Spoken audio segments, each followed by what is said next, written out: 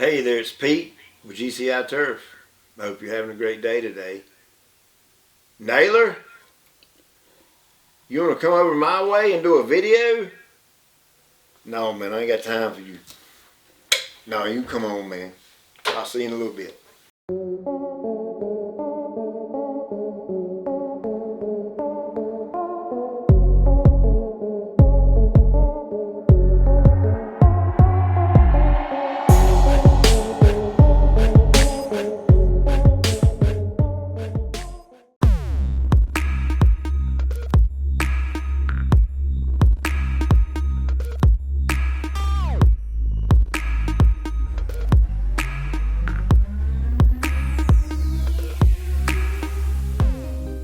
Well, I'm here with Pete from GCI Turf.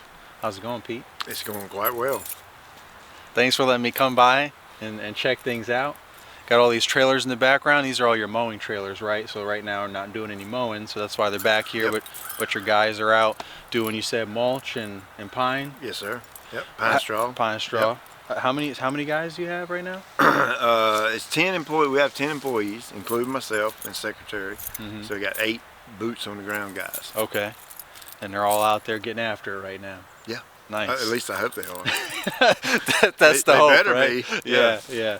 That's awesome. Well, for those of us that don't know your whole story, why don't you take us back? Like, tell us a little bit how you started all this and how it became GCI Turf. Sure.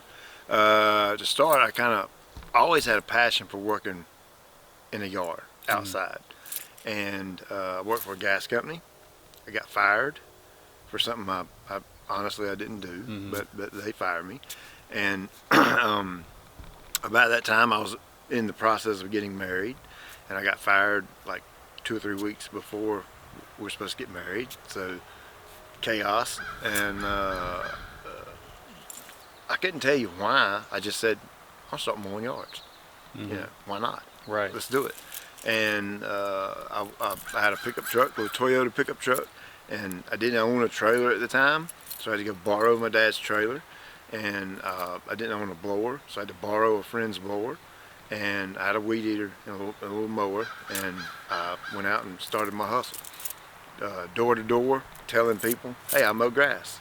And it just started there and blossomed to what it is now. When you first started, did you ever envision this? What you Lord have now? no, Lord no, Lord no. And of course, I don't want to impress on people that we're some massive company. We're not. Right. We're not a small company. Right. We're not a large company. We're a good sized company. Right. Brings in a good income that we're able to supply employees and take care of them very well and supply us very well. But never in my wildest dream did I ever believe that one pickup truck and a borrowed trailer would turn into this.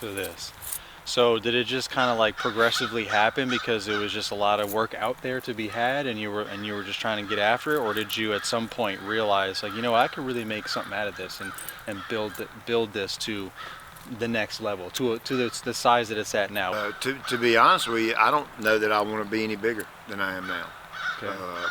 Maybe 1 or 2 more employees, but I'm a content person with what I have, and I don't feel like I have to be a $50 million company to be successful. Right. At the end of the day, it's not about how much money you make; it's how much money you keep. Right. Does that make sense? Yep. The bottom line. The bottom line. Profit first. I'm a big believer in that. Profit is first. If you can't make money and keep some, then why are you doing what you're doing? Right. You know what I mean? Exactly. So, but to go back to that question, I think that's a twofold answer. In the beginning, I never really had a size I wanted to get to. I just wanted to provide for my family and make a living. And 17 years ago, at the time I started, it just seemed like a great time to be in lawn care because everybody in the world didn't have a mower and a trailer. Right. And I just kind of stepped into it and was in a good time in history to do that and to take off. The other part of that is I'm a go-getter, that type guy. The grass, I don't let the grass grow under my feet because I'm always moving. Right. I'm always thinking. Right. What can I do better? How can I do it better? How can I do this quicker, faster, but not sacrifice quality and make more money doing it? and that's just my thought process as a person, not only in lawn care but pretty much in life. Right. I like to be an efficient person and make the most of my minutes during the day, and I think that's really helped us expand and grow by just having that mentality. Yeah. And hard work. Hard work. Hard work. This is not a profession for a weak person, and meaning it's physically demanding.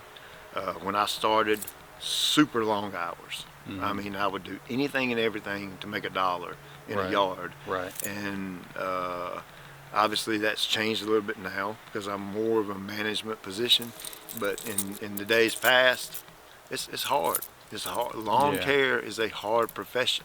It is, but I feel like it's a fruitful one when Oh, you yeah. when you're really passionate about it, and you like I just love mowing lawns, and just I love everything grass, Mm-hmm. so that just really gets me all fired up, Mm-hmm. like you see the guys on social media like with their memes, like sitting there, this is me waiting for lawn mowing season to start, and they're just sitting there looking all depressed, because we just can't wait to get back out there and just start cutting some grass. And some people can't stand it, but and they just love like hardscaping Yeah. or something, you know what I mean? But so there's something for everyone in the industry as a whole. Oh yeah. But it's just it is hard work, like you Yeah. said. But when you love it and you enjoy it, it doesn't seem like work. Yep. It may be hard, but you're enjoying it. Yeah, I've kind of got two passions involved with my work. One is people. I love people. I love meeting people. I love talking to people. I love my employees. I love helping them grow as people, whether it be financially, spiritually, mentally, with their family, with their marriage, or whatever. I like pouring myself into them and the things I've learned in life to help them grow as a person. Mm-hmm. And when you grow a better person, you in turn have a better employee. So yeah, it benefits me at the end of the day, but I'm actually doing it as a passion. If they work for me or not, I don't care. Right. I just like helping people. Right. And then the other part of that is I love taking nothing and making it something aesthetically pleasing. I love it. A crappy yard that's just blah. Yeah. And 2 months from now, you go back and look at that yard and you're like, wow, look at it. That's what's a good word for that? That's motivation for me. Mhm. That's I like it. I like that return Right. on my work. Right, exactly. You get to pull up to something like you said and make it look beautiful. It gives Oh, you that yeah. job satisfaction. Satisfaction. That's the Yeah. word I'm looking for. Yeah. I love think it. maybe that's something that those of us that love cutting grass, we get that, right? Because like as a homeowner, you do it once a week and you're like, you can be really into it and you love your yard, but you just only do so much.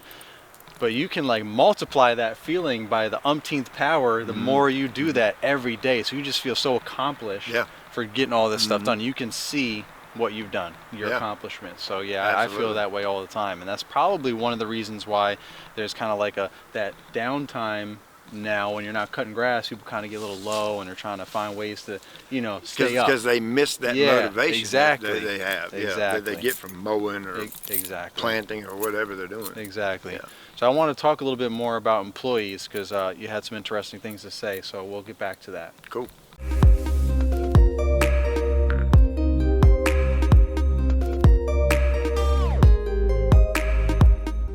This is where you keep all your product for treat and turf, right? In here, For the most part. one Yeah. of the places, Yeah. and you're We- in the we- process of setting it all up. Yeah, we just kind of renovated this building in a way and got these racks and all because it was just a nightmare. Yeah. And I'm an organization freak. I know you can't tell it, but what you've seen. Yeah. But I am. I like neat and clean, and I finally had some extra time, so I took you guys and we did all this, and we're going to do the same thing in another building to kind of just neaten up the work space and make things neater and organized. Yeah.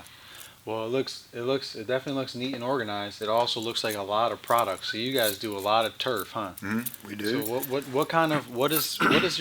do your properties look like? What does your business look like right now? The type of work you're doing? Still mowing lawns, obviously. Yeah, if you had a snapshot of our business, we have two divisions.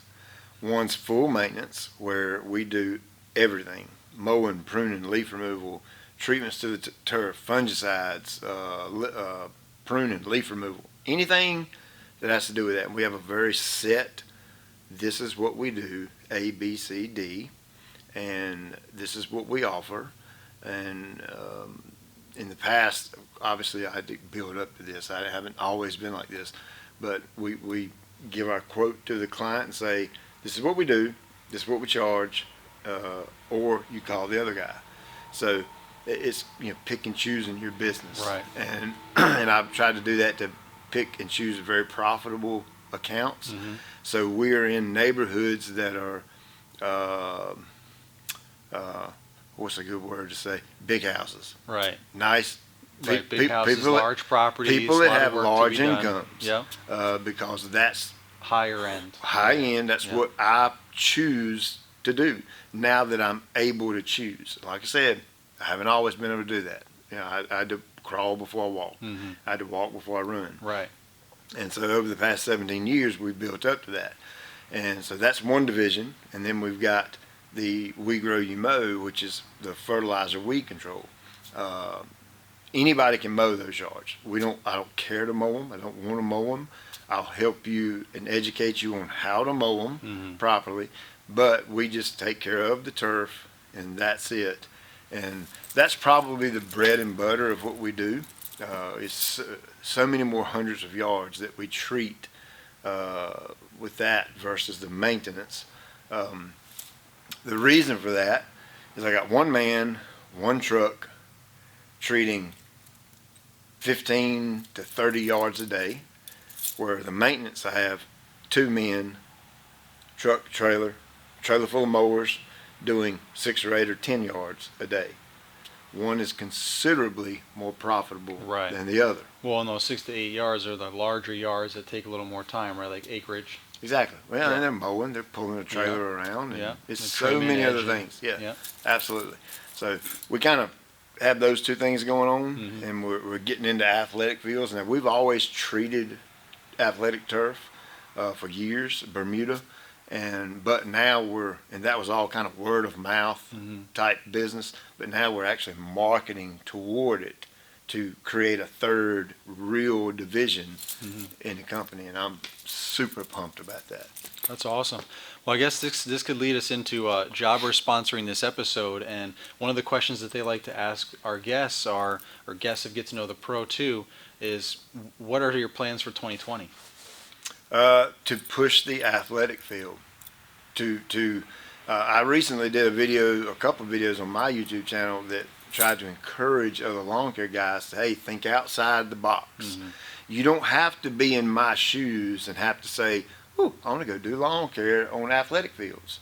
Maybe you're not set up to do that, but I want to encourage people to think outside the box and do something different in their company to generate more income to grow if they want to grow. Mhm. And that's my big plan for 2020, is to really push the baseball infield work and the turf grass on athletic complexes, high schools, or anything that they play ball on. Mhm. So we were talking about, or you had alluded to the amount of employees, that you have, or you said the amount of employees, but you alluded to how you really enjoy working with people, right? Mhm. Whether they're your employees or not. But Mhm. you were saying earlier off camera that you have some good systems in place for your employees. You've had Mhm. employees. What's the longest any of your employees that worked for you? Like one employee in particular? My main maintenance guy, my lead maintenance guy, has been with me, I think, 12 years now. Wow, that's Mhm. awesome. Mhm. So what are some things that you do that you think would, that's helping that, Mhm. helping keep your employees, and that could also help the viewers potentially in those situations trying to grow? Well, first of all, I respect them just as a person. Mm-hmm. I'm real big on the word respect and dignity and honor and integrity, and I feel like if I can't give that, then I'm not worthy to receive it. You know what I mean? Yeah. So first of all, I'm going to respect them as a human being, and I've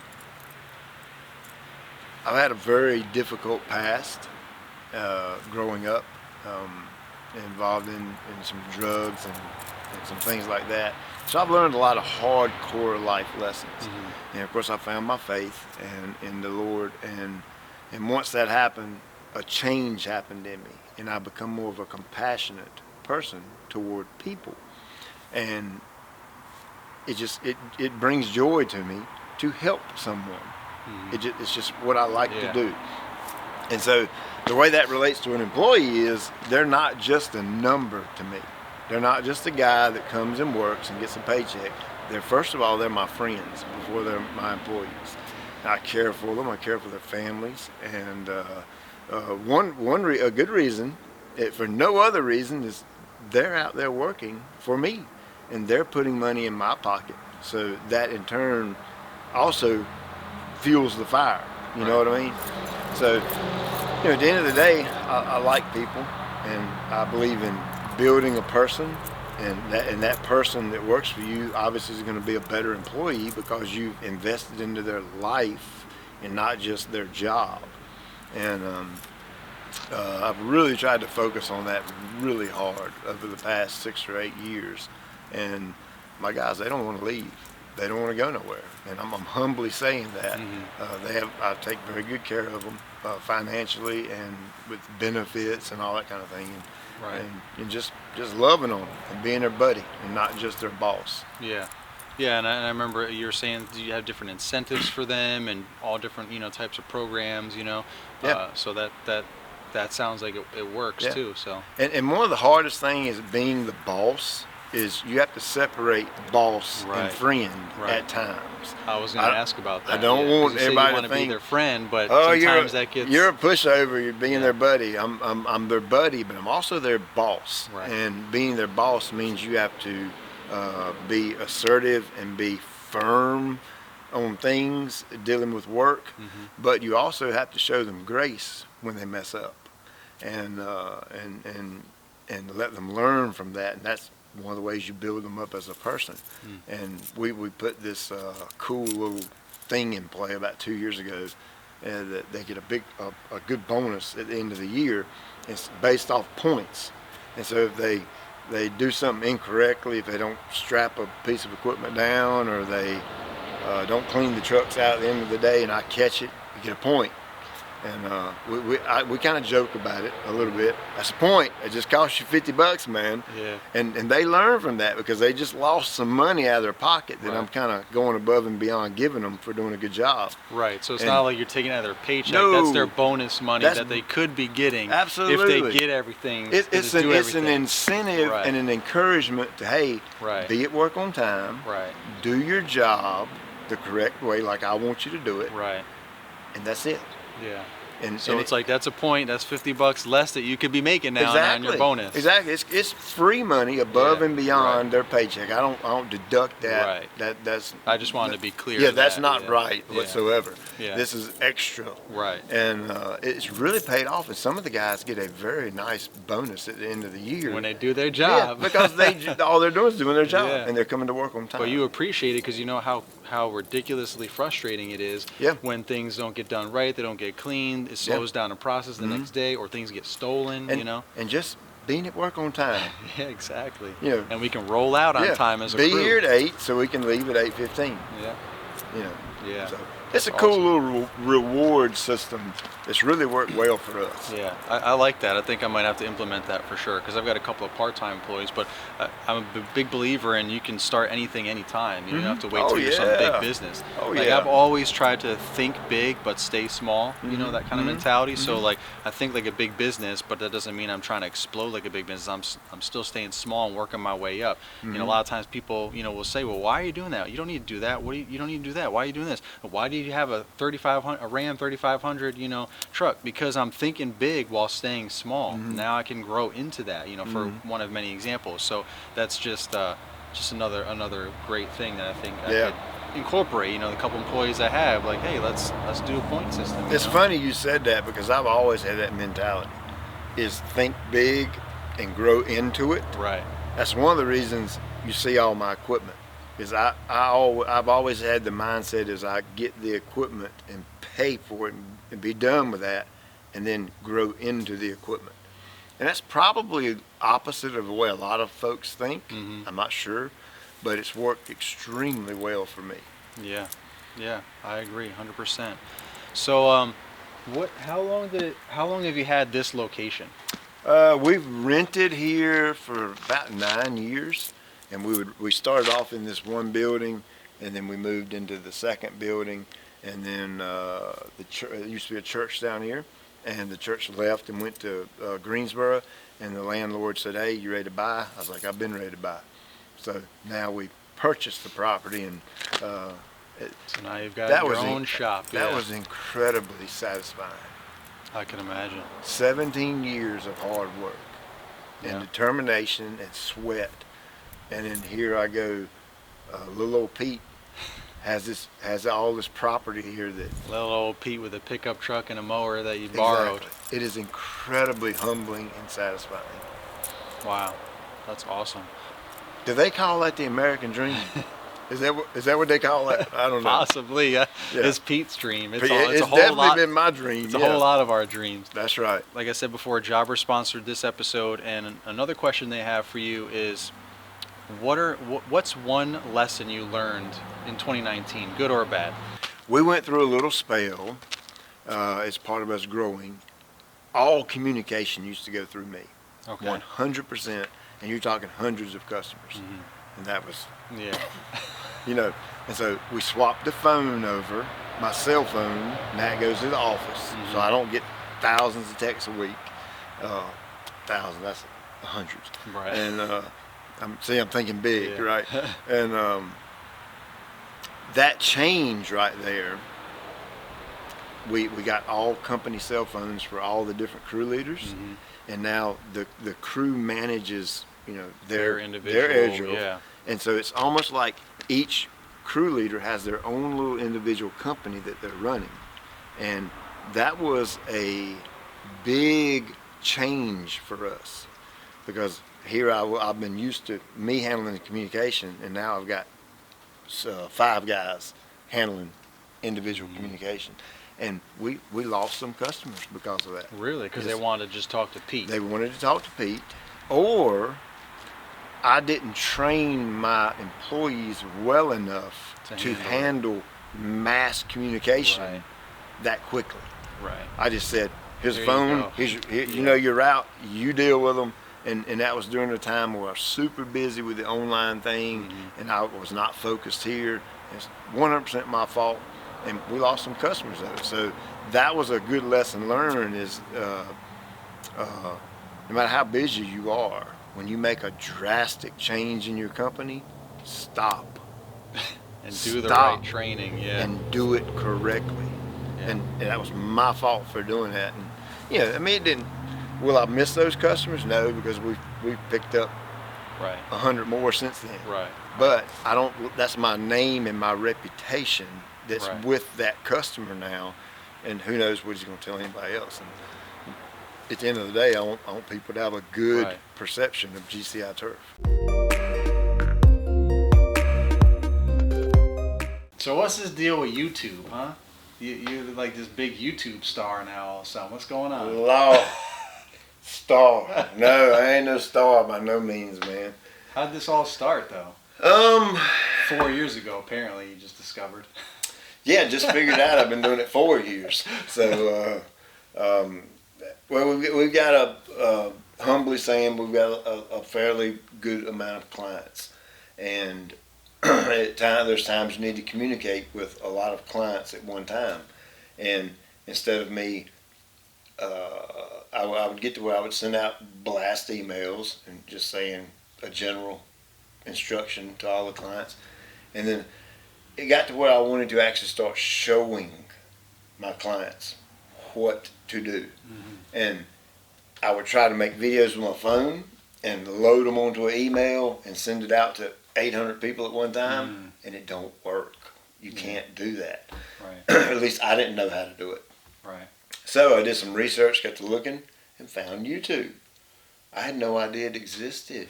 I've never been a social media guy. I've never had a Facebook account. I've never had any social media. Right. And I figured out that, hey, I can load a video on YouTube and I can send these customers a link to it, and they can click on it, and then they can watch me tell them what I want to tell them. Well, little did I know that everybody else would want to watch it too. Right. And I literally grabbed it and ran.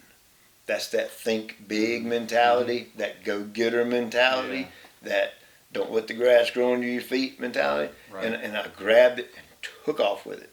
I think some people call it being intuitive. I just kind of saw a path with it, and I embraced it and ran with it.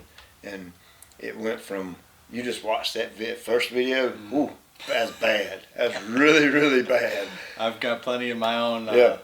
And it went from that to where it is now, and it just went boom. And ended up in my yard a lot. I have a nice fescue yard. And we would be talking, I would be talking about do this in the grass, do that in the grass, do this in the grass. And I had a gentleman email me, and he said, hey, Pete, would you mind writing me a lawn care program? And I said, well, sure I would. I don't mind that one bit. So I wrote him a lawn care program and emailed it to him. And he sent me some money back for it, sent me $50 for it. And I said, dude, I don't want your money. I just want you to have it. Yeah. And so that kind of stuck in my mind. A couple of weeks later, after that, 2 or 3 weeks after that, another guy emailed me and said, do you mind writing me a lawn care program? I want my yard to look like yours. And he said, I'll pay you for it. And the second time, a light bulb went off. I said, well, if you would pay $50 for what I know, I wonder if anybody else would. And that's how GCI Turf Academy started. And are these all like homeowners? These are just like people watching your video. There's no doubt in my mind that some pro guys watch it, and there's probably pro guys out there that know considerably more than I do, that they watch it for the humor. But at the end of the day, I think the majority of my watchers are DIY people that like to get out and grit in their yard, right, and like to see that fruit of their labor. Yeah. And so that's how it kind of went bam. And then my whole take is efficiency, cost per thousand. I look at numbers like that because I'm a business guy, and so I wanted to give that to the DIY guy instead of them going to Lowe's or Home Depot and buying, the not so commercial or not so pro products. Right. And so that's why I hooked up with my different people that we've been using and we've been working with, and things I've been using in my yard, and made that pro quality product available to the DIY guy. Gotcha. That's kind of how all of it started. And I had no vision of this. I didn't sit down and say, you know what, I'm going to start GCI Turf Academy today, and it's going to be a YouTube channel, and we're going to sell stuff on the internet. Yeah. It didn't start like that. It just kind of happened, and I grabbed it, and when I grabbed it, I took off with it, and that's what happened. So what's your future vision now for that? I don't have one. Just going to keep going and see where it goes? See what happens. Yeah. Sweet. Well, it looks like you have fun on the videos. You're having a good time. It is. It's fun. It's something I enjoy. I did get a little bit too involved, meaning it was taking up a little bit too much of my time, away from my wife, away from my children, and that kind of bit me good this past summer. And I sat my wife and kids down, and I said, all right, we're going to make limits on this. We're to a point now, almost like my local business. I can pick and choose my business. And so I said, I'm going to put limits on it, and I'm going to do this a week, and that's it. And occasionally this a week. But you know what I'm saying. I really cut back and really trying to limit that because I feel like I'm a little bit established right now. And not that I don't want to grow, but my family's first, hands down, period. Absolutely. So.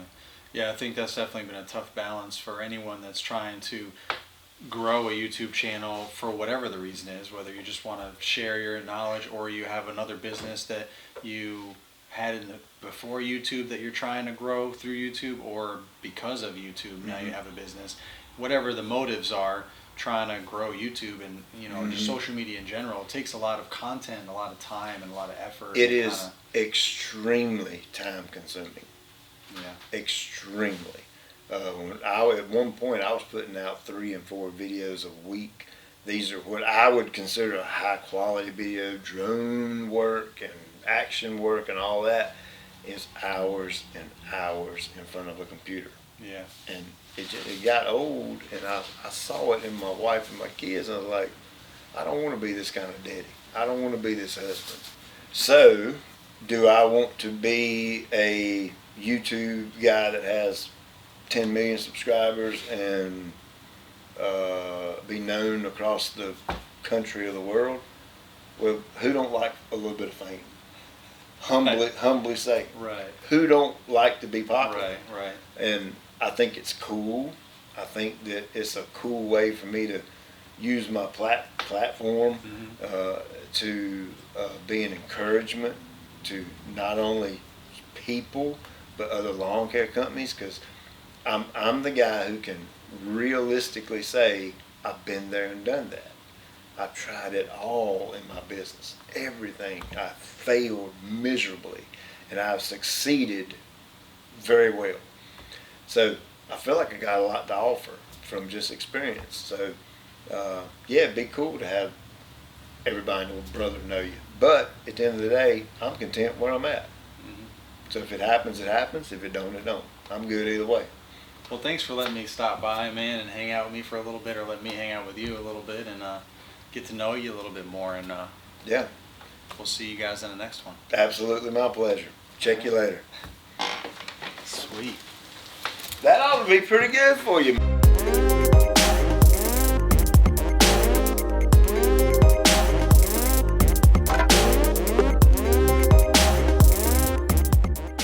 Right. So we changed. See if there's forks and stuff in there. Thank you. I mean, I got some today. Look right there. Say hey. Oh God. Lunch is served. I didn't know you were Oh ready no, yet. that's okay. We were pretty much done anyway. We were just rambling.